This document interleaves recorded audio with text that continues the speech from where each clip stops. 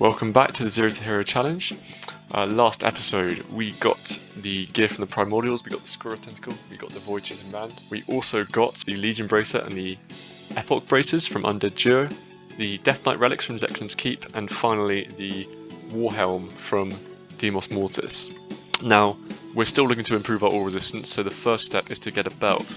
Okay, first up we're going to be doing Covetous Fortune, and we're going to be using Corrupted Doom Epoch. Now, I've been going back and forth between doing Unending Empires, which I mentioned in the last episode, or Covetous Fortune, but I've decided on doing the latter because the belt is useful for every class as opposed to the Grimoire of the Lich, which the admittedly few strength classes don't find much use for besides the all resistance.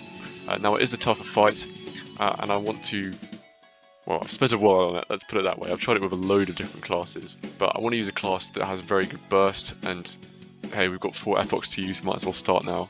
Okay, so Corrupted Doom Epoch is an offensive class that is capable of some really top tier burst, although its offense is held back by its long downtime where you do very little damage. Even though this got reduced recently, it's still not brilliant.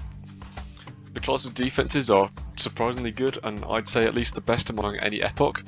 You've got a 2-turn shield in Fade, which is very strong and can be used before and just after a time shift. That's just how the cooldowns line up. You've also got Ultra Defense Boost, which is a 3-turn, 120 MPM shield, which is surprisingly strong and pretty competent when you combine it with MPM gear. Not only that, but Ultra Hex also provides minus 60 boost and minus 60 crit when empowered, and you can couple that with Shockwave and Tickles to give minus 100 boost to an enemy. The class has no sustain to speak of, and although it is the more burst oriented epoch and it starts with high momentum, it is still really bad at questing. It still takes a while to get all your buffs up, and before then you don't really deal any meaningful damage. And to top it all off, its mana costs are extremely high, which is further compounded by the double turns. The class is fairly complex and requires some tricky momentum management. I'd say it's the second most complicated epoch after Eternal Epoch. Overall, I'd say it's a very competent class and very strong, but it's certainly a class where the right matchup can make or break it. My microphone was turned off here, but to summarize, I use 200 int and 200 dex with a 199 prot 1 mischief 100 assistance dragon. I get mad at the blinding light of destiny special for pricking and giving the golden luck dragon damage reduction despite the fact that I do nothing about it like a true gamer. I also moan about the fight being ranked 2/5 difficulty and the fact that I tried and failed with V2, which is very embarrassing. My mic has been fucking off this whole time. Whoops. Yeah, I think we can live this. So, okay, this does 1 momentum, that does 3. So then we almost have a full boosted, like, what's the word? Final. It's like 8 momentum. So we combo and then final, and I'm just praying that'll be enough to kill him. Oh no, it's not. That is so unbelievably close. 68 bonus. Oh, you okay. That's fun. Let's get this. I fucking don't even know which one it is. Let's get this piece of shit in the bank. If you could stop hitting me through my 200 MPM shield.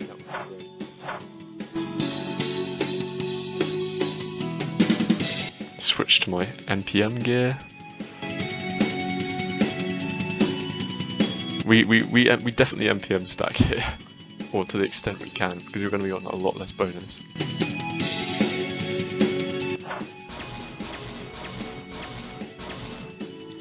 How much crit do you have? Crit.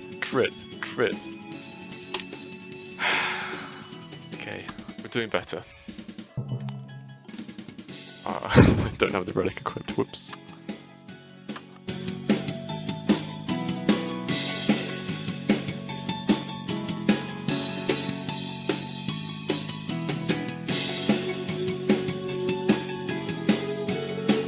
So much, so we can MPM stack.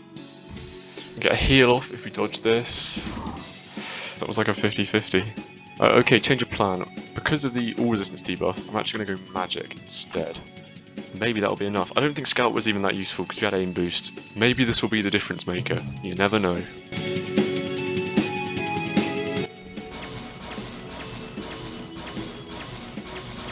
I didn't switch my gear. Whoops. Wow, look at that damage. Incredible. Conflict resolution. Oh, that is the worst one for him to get here. And I think we just lose.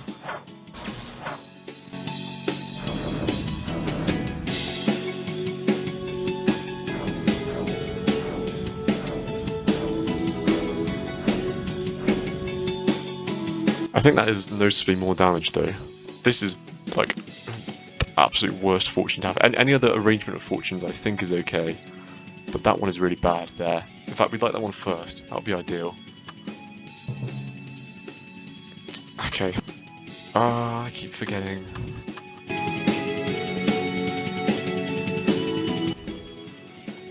Again, that's the worst time for conflict resolution to come up.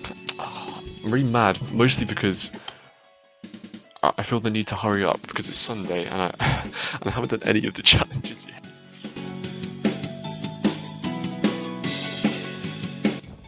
Actually, this kind of sucks, I'll be honest.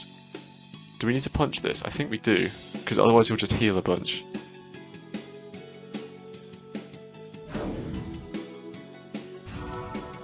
Okay, we return late. Let me just get the spreadsheet up. Okay, run it back. We're getting there though. We are definitely making progress, which.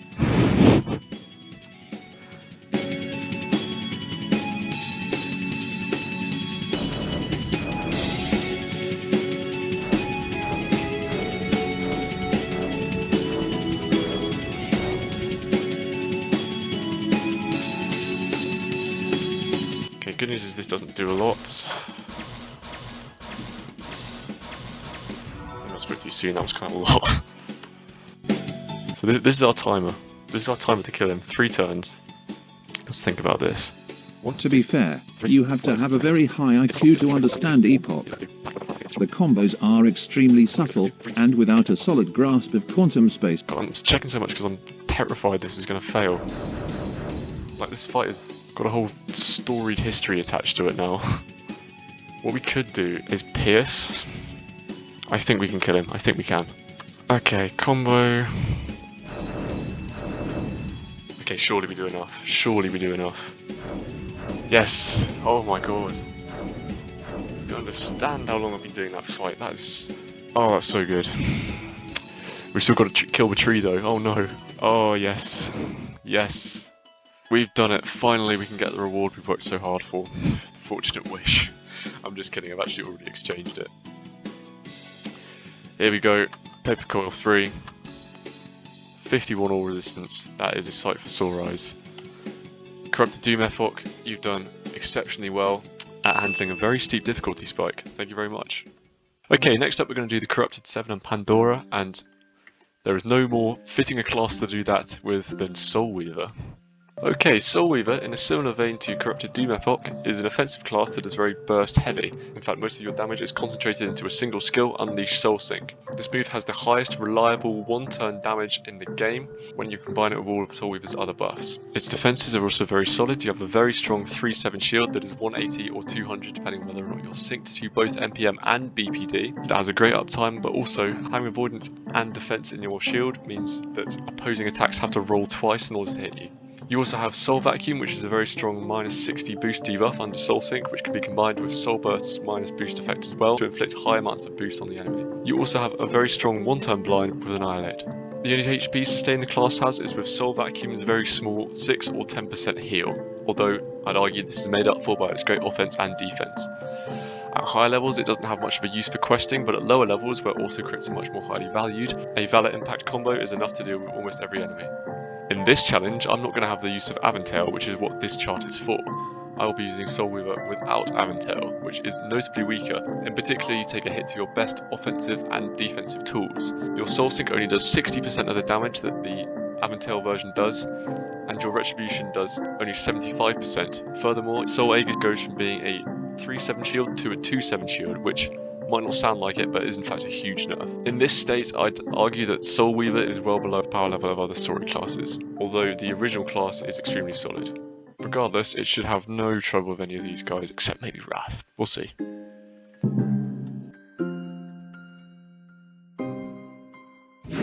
We did it, we beat Envy. I'm so good at this game.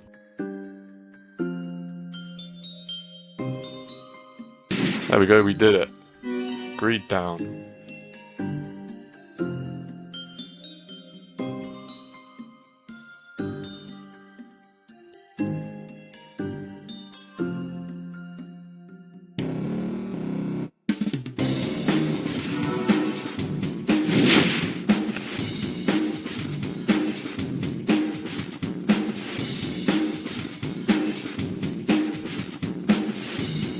What do we actually do?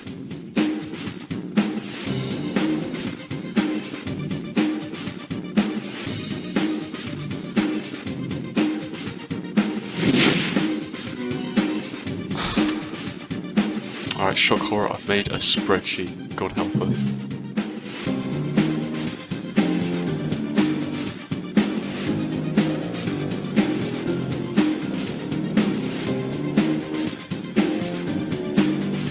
Surely this is in the bag now. Surely. Yes, we did it. I'm gonna have a break.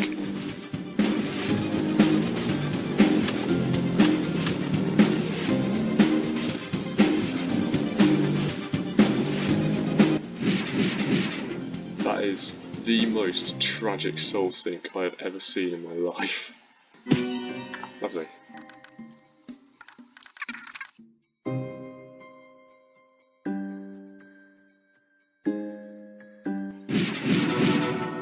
Why do you ever do this when I want you to?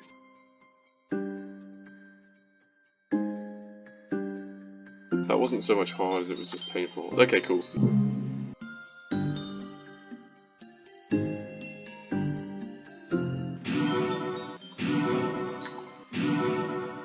Yeah, this is going nowhere.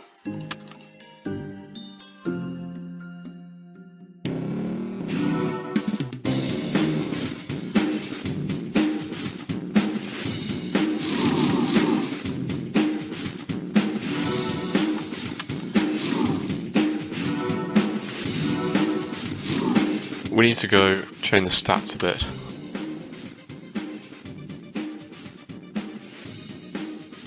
Let's get into it. This horrible cursed build.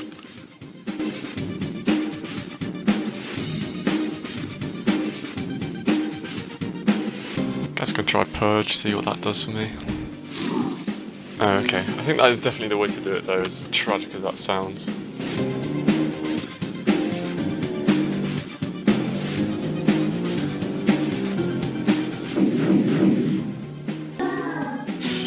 Yes, okay. I'm not sure if that was harder than Lost or not, but that was really, really unpleasant. Goodness, and now on to Pride. Please don't be horrible. But to be fair, right, SoulWeaver was a debuff class. You don't really have any self-buffs apart from Concentrate, so this should be okay. Oh, I need to change my stats. Whoops.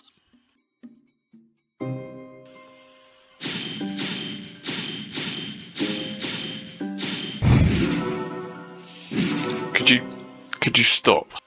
Also high aspect of order in the background there.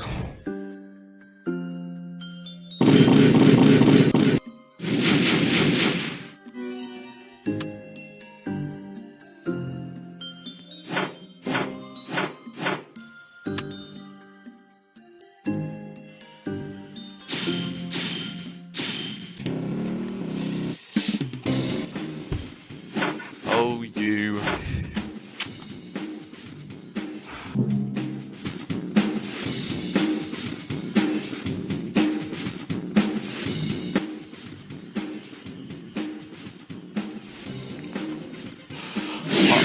I clicked the fucking wrong one.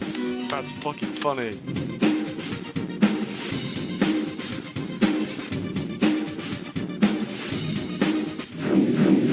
Come on, that should be it. Okay, thank you. That was tough. And now it's time for Pandora. I'm not going to do Pandora Extreme, absolutely no chance. I will just lose. I mean, obviously I can just get the reward from here, right? These two rewards are what we're going for. Best in slot healing cape and a decent trinket. So yeah, I'm just going to be doing Pandora normal. I'm going to use the same class, and the reason for this is that I can do the Gauntlet, which has the same enemies as the Corrupted 7, and thus I'd be allowed to use SoulWeaver, which drops the same rewards. Or I could do Pandora, which, as I said, drops the same rewards, but it's a lot more interesting, so I'm going to be doing that. I just noticed that my game audio has been way too high. It's like reset itself, which is really annoying. So sorry if the previous bits have been a bit loud. I've kind of half-heartedly planned the rotation.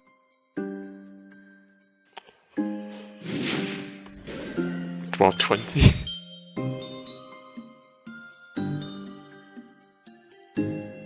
You know, I'm just ignoring the sloth phase because no one has ever been within the thresholds.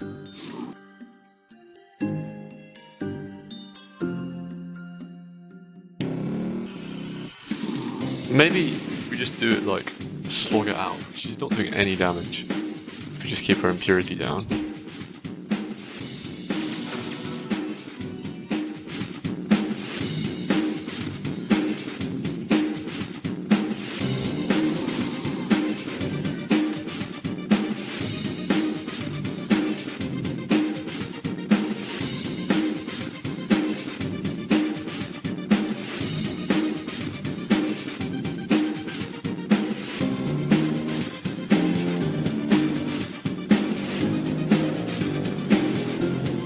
To stop recording as I ran out of storage, and now I can't remember what I need to do here.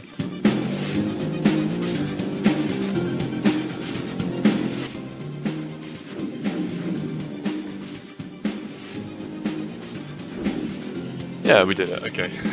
Bit of an anticlimax at the end, but we've beaten Pandora.